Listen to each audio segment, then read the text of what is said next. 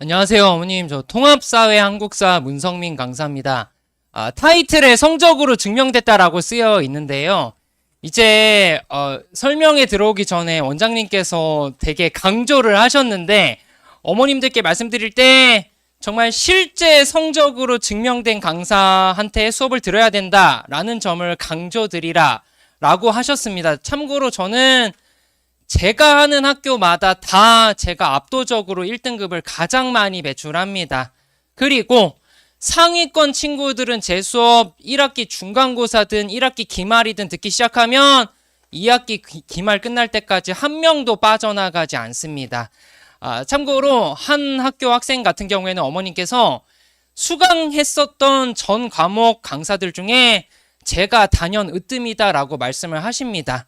그러니까 제가 기본적으로는 사회 강사에게서 일반적으로 기대되는 퀄리티의 수업을 좀 넘어서서 수업을 하고, 특히나 이제 우리 지금 고1 친구들 같은 경우에는 테스트 문항은 제가 항상 어머님들 앞에서도 자신 있게 말씀드리지만 제 수준의 테스트 문항, 모의고사 문항 만들 수 있는 강사 단 한 명도 없습니다. 특히나 상위권 친구들은 그 퀄리티 있는 문제에 대해서 항상 목말라 있고, 수학 같은 경우에도 문제가 좋은 선생님들 수업을 찾아다니는 걸로 알고 있습니다. 근데 사회에서도 정말 배운 개념들 학교에서 어떤 킬러 문항이 나온다 하더라도 풀 수 있게끔 아이들을 트레이닝 시켜드려야 되기 때문에 정말 쥐어짜내 가면서 오늘 낮에 잠깐 학원 들렀었는데 실장님께서 저 피곤해 보인다고 하시더라고요. 다크서클이 짙게 내려가 있다고. 근데 제가 지금 한창 1학기 기말 수업하고 있거든요. 아이들은 이 모습 좋아합니다. 이제 자기를 위해서 영혼을 갈아 넣는 티가 난다.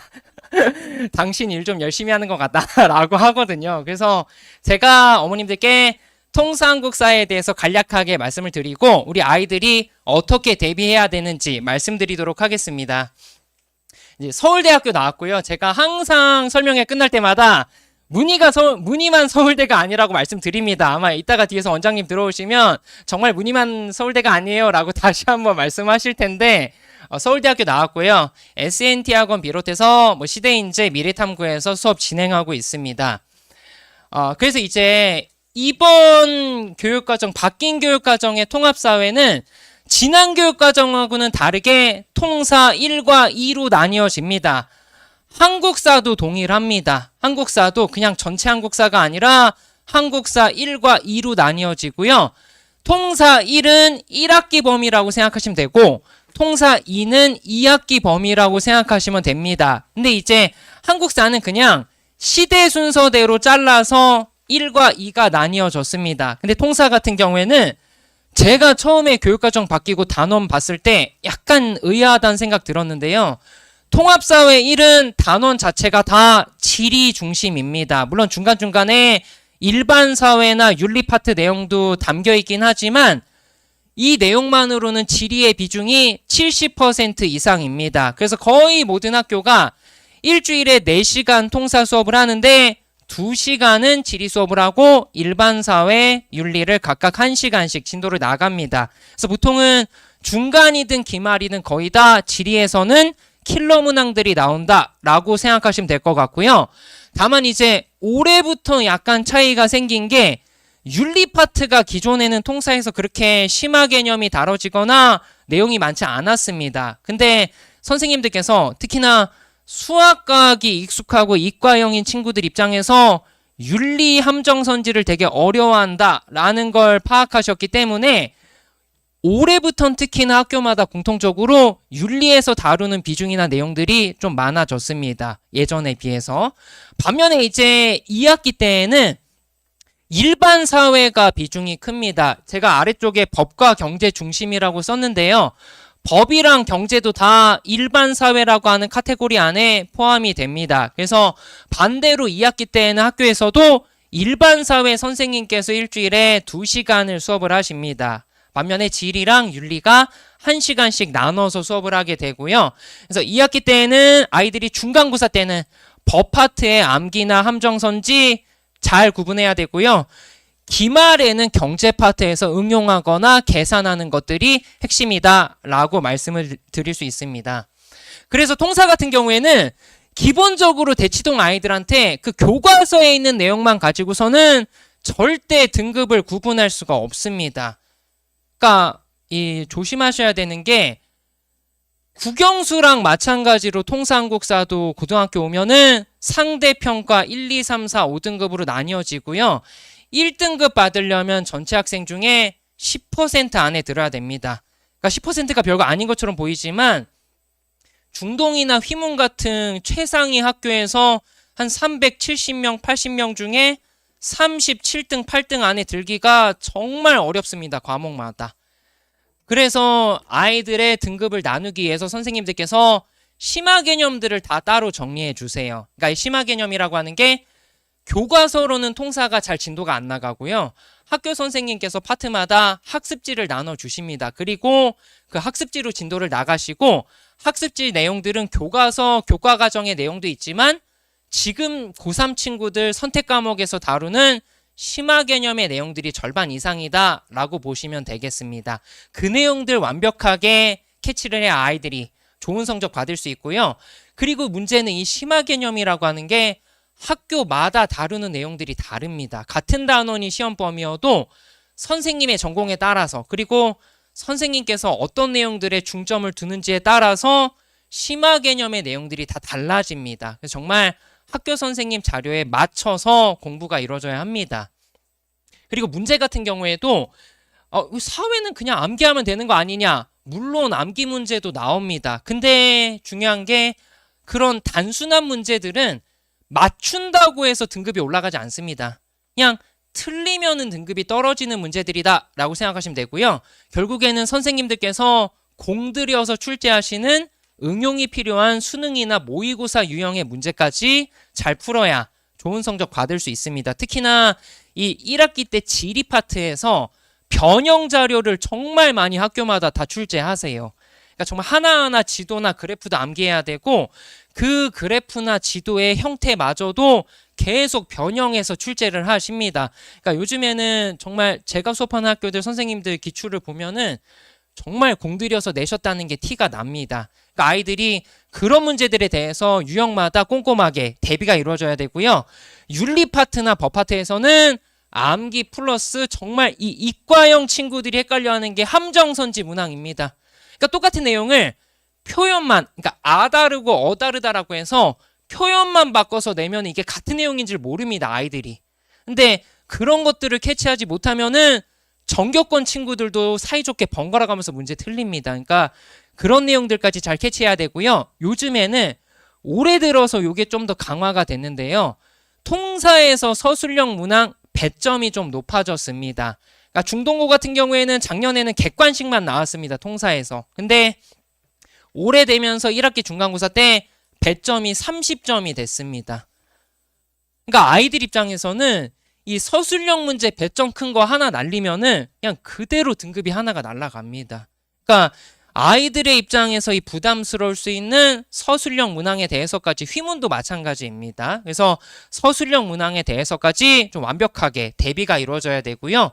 그리고 파트마다 지리는 자료 해석과 암기가 정말 중요하고 윤리는 배운 내용들 얼마나 제시문들 잘 해석하면서 적용하는지 특히나 선지들 얼마나 잘 구분하는지 정말 그 선지 한 개, 두 개 보기 때문에 정말 아이들이 헷갈려다 틀리거든요. 그래서 얘네들 잘 구분해야 되고 일반 사회 같은 경우에는 모의고사 형태의 응용 문제가 많이 출제가 되다 보니까 이 법 파트나 경제 파트 그리고 다른 일반 사회 파트에서도 응용 문제를 잘 풀 줄 알아야 합니다. 그래서 제가 일부 문제들을 어머님들 보고 계신 자료에다가 실어봤는데요. 얘는 지리 파트 문제입니다. 그러니까 사실 이런 형태의 그래프가 학교 선생님 학습지에 담겨 있지 않았습니다. 그러니까 일반적으로 어머님들 생각하시는 꺾은 선 그래프 위쪽에 있고 아래쪽에 막대 그래프 있는 일반적인 기후 그래프가 나왔었는데 이거를 선생님이 이런 형태로 변형해서 출제하신 거예요. 그래서 아이들이 짧은 시험 시간 안에 변형된 형태의 그래프 제대로 해석하고 배운 개념 적용해야만 풀 수 있는 형태로 문제가 출제가 되고요. 이런 식의 변형은 계속 이루어집니다. 보통 특히나 1학기 중간고사 때 지리가 워낙 비중이 높다 보니까 최소한 4-5개 정도는 이런 문제가 꾸준히 나온다고 보시면 됩니다. 그리고 이제 요거는 윤리 파트 문제입니다. 요게 윤리 파트가 어머님들 딱 보셨을 때에는 텍스트, 글자만 위주로 나와 있기 때문에 지리 파트에 비해서는 뭔가 시각적으로는 임팩트가 별로 없습니다. 근데 오히려 전교권 친구들도 헷갈려 하는 게 지리 파트 선지, 아니 그러니까 윤리 파트 선지입니다.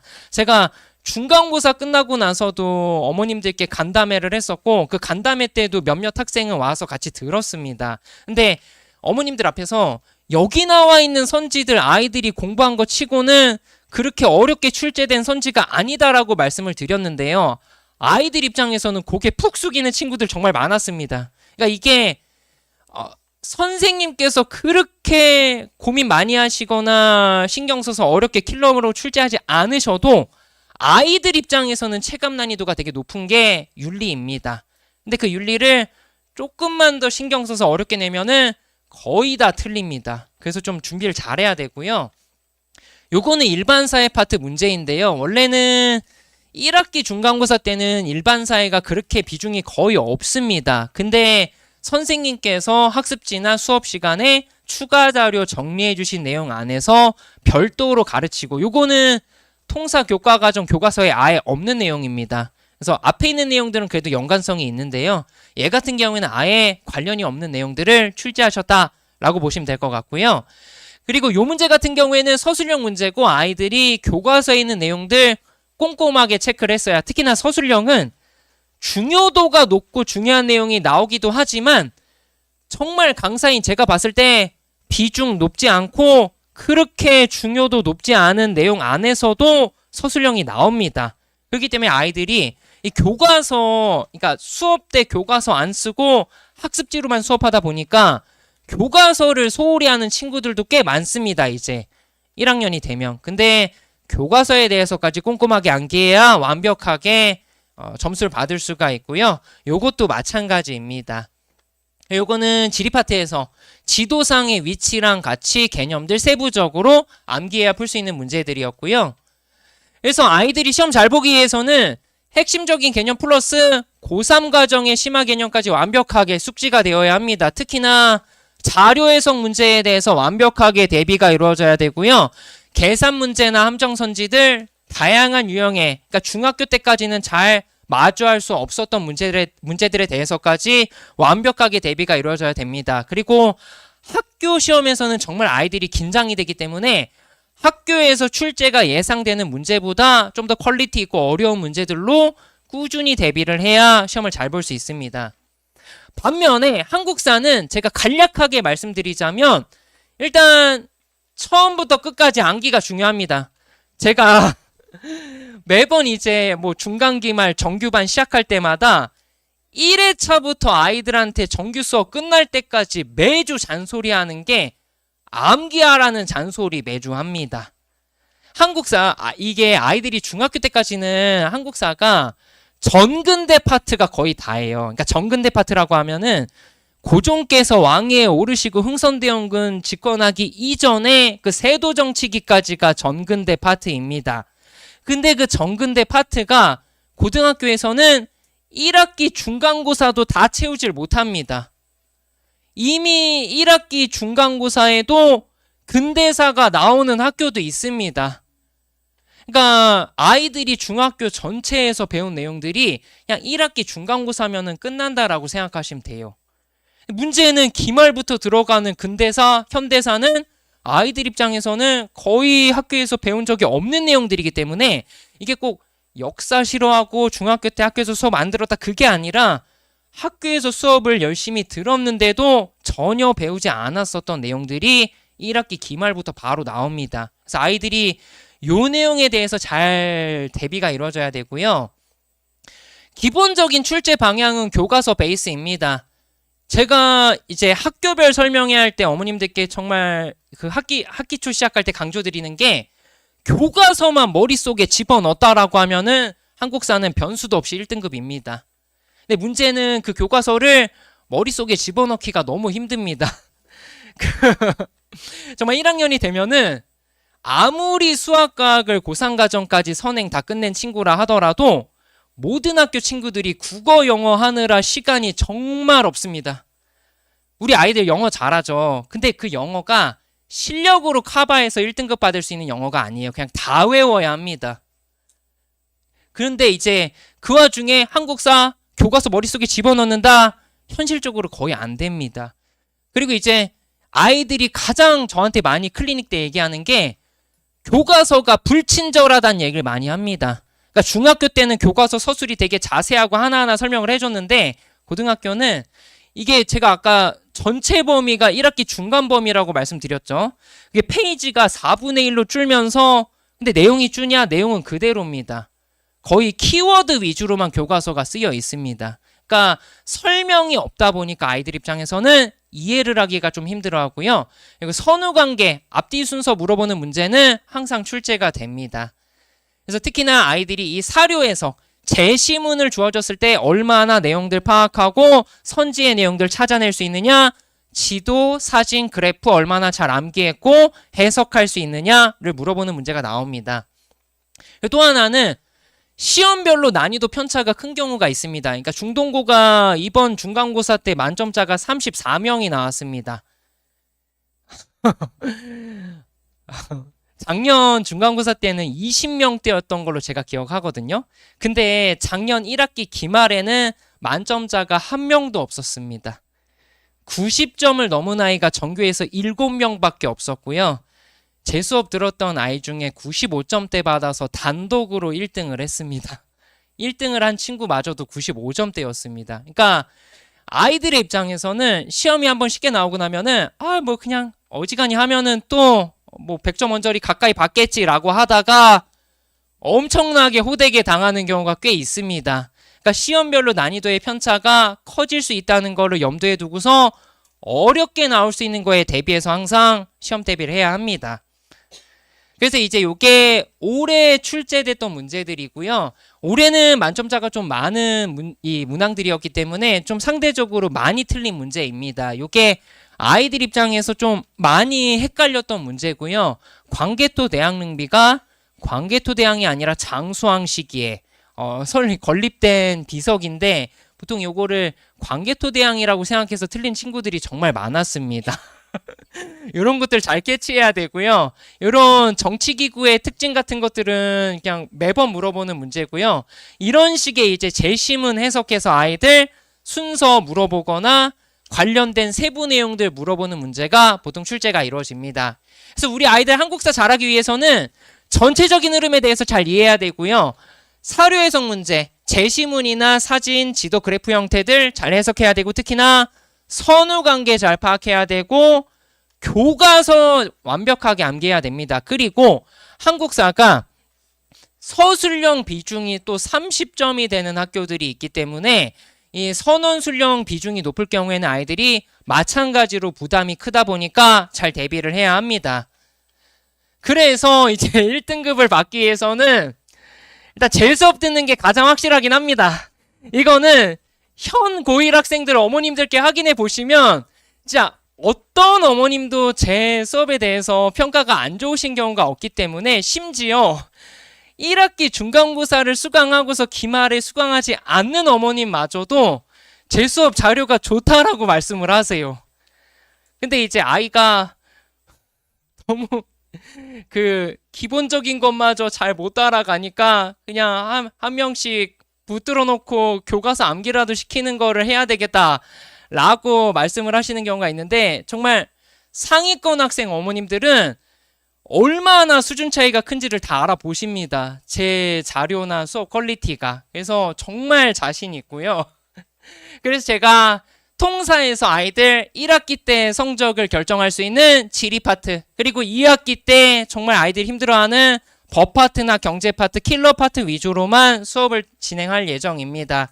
그래서 아이들 아직은 사회라는 과목이 너무 낯설기 때문에 기초부터 심화까지 깔끔하게 정리를 해드리고요. 이 변형될 수 있는 자료 해석 문제들에 대해서도 대비를 해드리고 테스트는 지금 현재 고1들 내신 기간에 정규반 하면서 하는 테스트를 그대로 하면 예비 고1 친구들한테는 좀 약간 가혹합니다. 10점 만점, 100점 만점 기준으로 해서 보통 한 평균 3, 40점 정도 나올 거예요. 30점 전후. 그래서 아이들이 어느 정도 배운 개념들 잘 이해했는지 체크할 수 있는 형태의 문제 위주로 출제하면서 한 두세 문항 정도는 한 20, 30%의 문항 정도는 좀 고등학교 내신 수준의 문제까지 출제해서 좀 성취감을 느끼게 해드릴 예정이고요. 그래서 여름방학 수업은 이제 아이들 방학 이후에 7월 18일부터 4회 동안 진행이 되고요. 마지막으로 다시 한번 말씀드리지만 정말 전교권 친구들은 제 수업 다 듣습니다. 이제 어머님들 이름 다 알고 계신 정말 그 유명한 수학 선생님 반 친구들 학교마다 전부 다 제 수업 듣습니다. 그리고 그 아이들 한 번 들으면 절대 2학기 기말 끝날 때까지 빠져나가지 않고 원장님께서 말씀을 드리라고 하셨는데 이제 내년에 3학년이 되는 친구들 학교마다 전교권 친구들 제가 수능 수업도 지금 짜고 있는 상황입니다. 그리고 길 가다가 작년 1학년 친구들 만나면 수능 수업 하냐고 자기 듣겠다고 하는 친구들 계속 마주칩니다. 그러니까 저는 정말 아이들의 성적으로 어머님들께 말씀드리는 강사고 사실 제가 원장님께서 항상 아쉬워하시는 게 어머님들 앞에서 있는 척을 잘 못합니다.